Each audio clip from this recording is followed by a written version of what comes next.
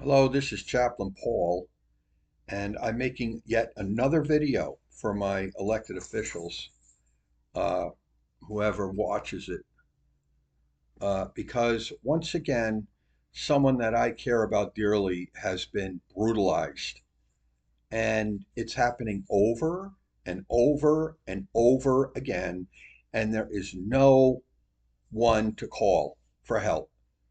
So here's the latest in a string of horrors. We'll call this Chaplain Paul's horror show videos. Okay. Uh, I went to go visit a young girl. She's 39 years old. She has children. Her husband was killed in a head-on collision back east. All right.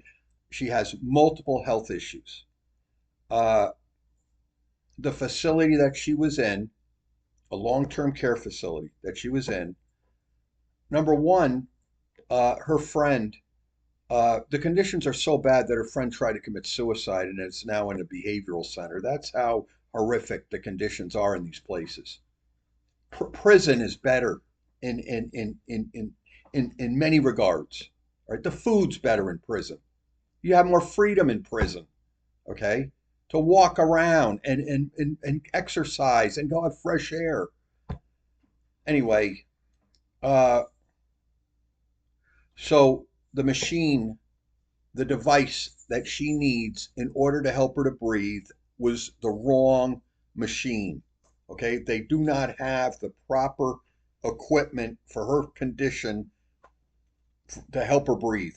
Okay, so they used a different machine and it caused her to have a seizure, at which point caused her to throw up.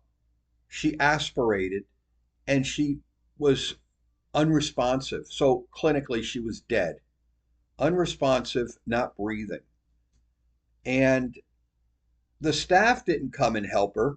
It was another patient who was her friend, happened to go in the room and see she was blue and went and got the staff. The reason why the staff wasn't responsive is because she didn't have a finger. Uh, there's a finger monitor. It goes on your finger to monitor your blood and your oxygen, and she didn't have that. I asked her why. Yeah, they don't have it there.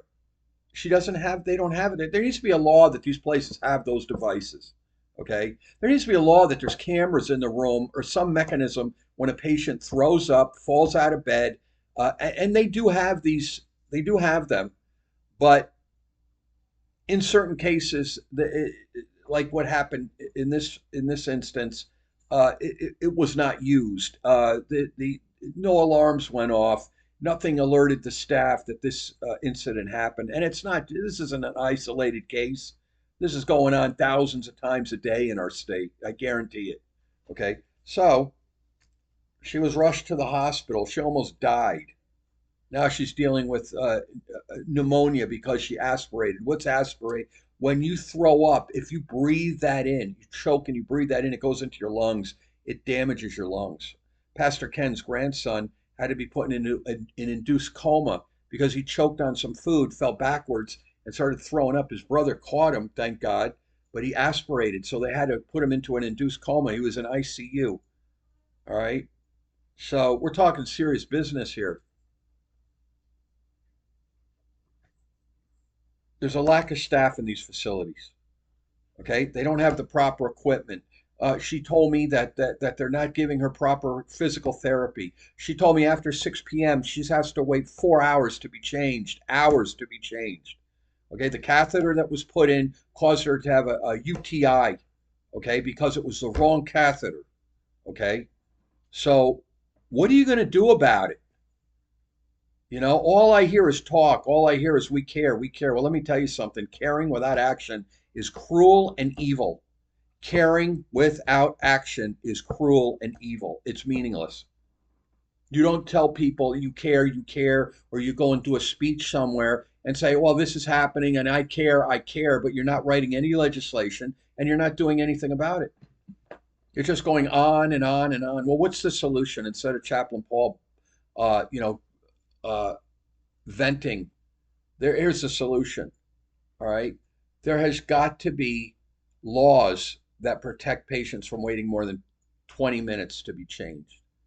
There's got to be laws that say that there's a certain amount of staff needs to be in those facilities, especially nights and weekends when there's far less staff and far more cases of neglect, abuse, and mistreatment. There needs to be uh, trained long-term care security guards, trained up by the state, paid by the state. We pay taxes. We pay property tax, sales tax, every tax under the sun, but yet we can't be protected when we go into long-term care. When we get older, our tax dollars go right out the window, and there's no safety net to ensure that we're not raped and beaten to death, taken advantage of, ripped off, lied to, neglected, abused, and mistreated in these facilities. There's got to be security. Walk the halls of these places. There is no security. Okay, none. So there's got to be, and I'm not talking about by the industry. I'm talking about separate, trained up by the state and put into these facilities to walk the halls and check on the patients and make sure they're being cared for properly, and have some sort of state agency that they can report to find these places, make arrests, and shut these places down. Yeah, I talked to a friend of mine, a few people. I said, oh, if you shut these places down, what are you going to do with the patients? Here's the answer to that. You have our tax dollars go towards building.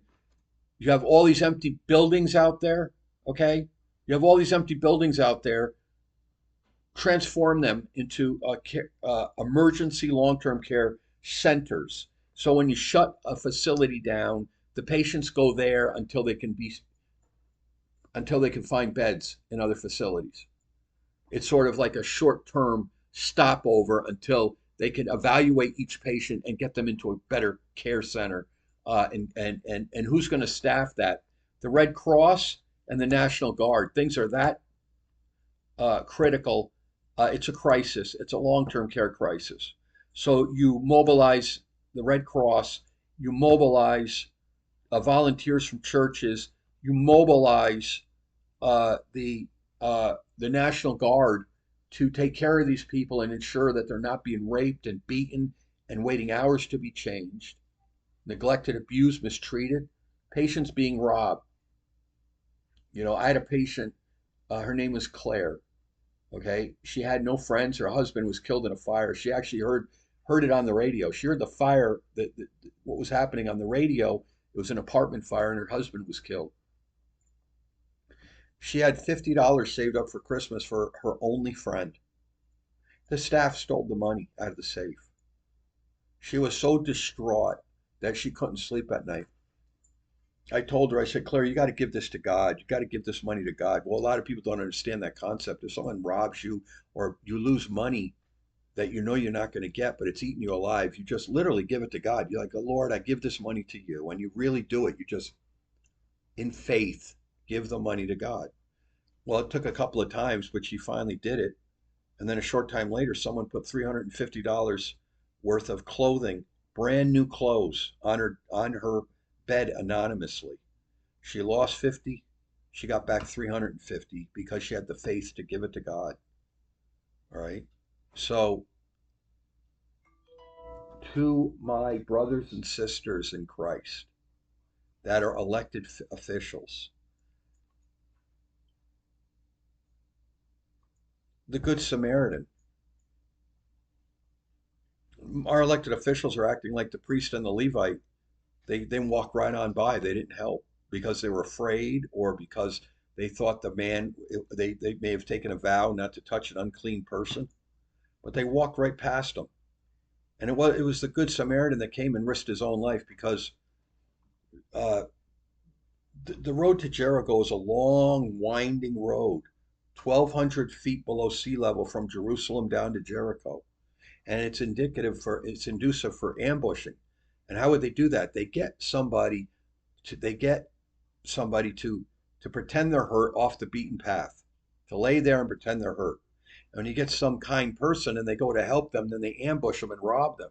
So that's why the priest and the Levite probably thought that it was an ambush, or they just didn't care, or they didn't have time. But the Good Samaritan risked his own life, placing service above self and reaching out and helping others for the glory of God, to help that Good Samaritan, to help that person that was beaten and robbed and left for dead. Well, these people are being beaten and robbed and left for dead every day. There is no task force going in nights or weekends. There's no long-term care task force going in nights or weekends to make sure the patients are being cared for properly. There's no mechanism. You have to have state officials go in on a regular basis just to walk the halls, check with the patients, go in the room and check, and not just leave it up to the facility because it's a free for all. And when it's a free for all, the level of care goes right down the toilet because that's just the way it is. If a CNA can wait an hour, 2 hours, they do it, And if a nurse doesn't want to help a CNA, then those patients don't get changed if there's only one CNA on a floor. See, that's the thing. There needs to be laws that require at least two CNAs for every 30 patients. Two CNAs for 30 patients or less, period. And not at night you break it down to two patients for 60 patients. I mean, two CNAs for 60 patients. And you have to have the nurses be encouraged to help. They're very reluctant to help the CNAs. So you got one CNA. You can't expect the CNA to change 10 patients. It takes two people to do it. The state has in the state budget. There's a program to train up caregivers. Well, I looked at the budget for last year. There was $0 put in that program. These are our tax dollars that are supposed to be. It's like an investment. We pay taxes. And then our elected officials are supposed to use that taxes to improve the safety and quality of care of the people of our state and defend our rights and protect our rights. And that's not happening. The money's being pissed away. And then when we get sick and we get old, we go into a situation that's a living hell on wheels with no accountability. Very little. There's very little accountability in these facilities. And there's a lot of other things that I know that I'm not going to talk about right now. Fact of the matter is that what are the solutions? The statute has to be changed. Okay? Long-term care lawsuits are no longer being awarded attorney's fees. You take the attorney's fees out of the equation, they're not going to take the case. It has to be changed back so that the attorneys that the lawsuits get attorney's fees. So basic forms of neglect, abuse, and mistreatment can be taken to court and sue these facilities. It's almost like everybody's got immunity, and the patients are the ones that are suffering and dying.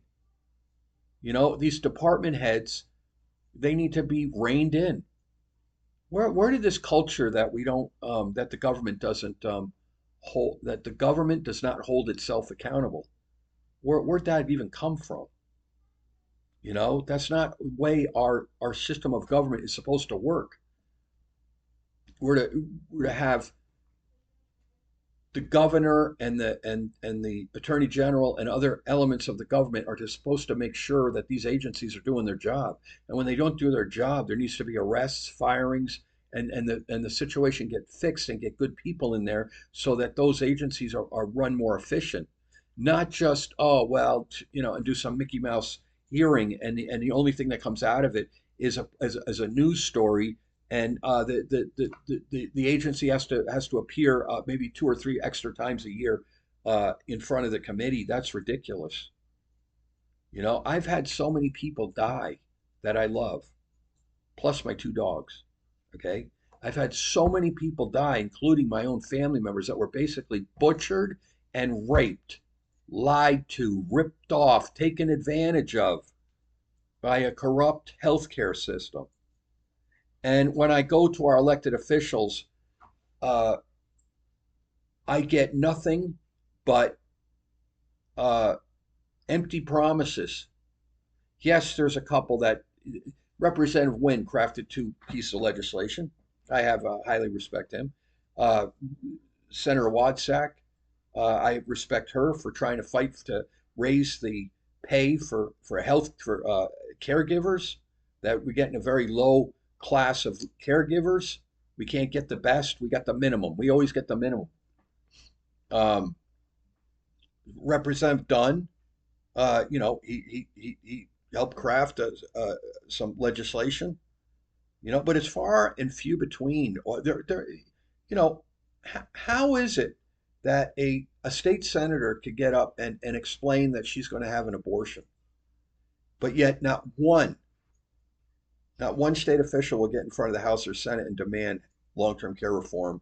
Not one will demand that there be public hearings. Not one will demand that there be a long-term care joint legislative committee that's bipartisan. Not one will demand that there be a long-term care caucus bipartisan. Not one will demand that there be a long-term care uh, a task force to go into these facilities nights and weekends. Not one will demand that programs get funded so that we could get good caregivers. Not one will demand that Title 36 be fully funded and these people be cared for properly. Not one is calling for the Justice Department to come in and investigate our health services for downgrading, dismissing without any investigation hundreds and hundreds of very serious complaints of sexual and physical abuse committed against long-term care patients. Not one. Why is that? Come and look, come and see for yourself, man. Come and see. It's almost like it's the monkeys, and I'm not talking about the band. Hear no evil, speak no evils, see no evil. This is what you guys are like those three monkeys sitting there when you come and say please, and the people like the widows of the patients that died are begging for help, and they don't get anything, nothing. You know, when this girl told me about this thing, I'm hard pressed. What do you do? What is you? Who are you supposed to call? Who are you supposed to? They want to release her back to the facility, and they're not geared to give her proper care. They're not geared to make sure she's cared for properly. So it's like a death sentence. Now, who's she supposed to call that's going to protect her? Okay, who is she going to call? Ghostbusters? Is she going to call what the Arizona Long-Term Care Licensing Department, which is a joke?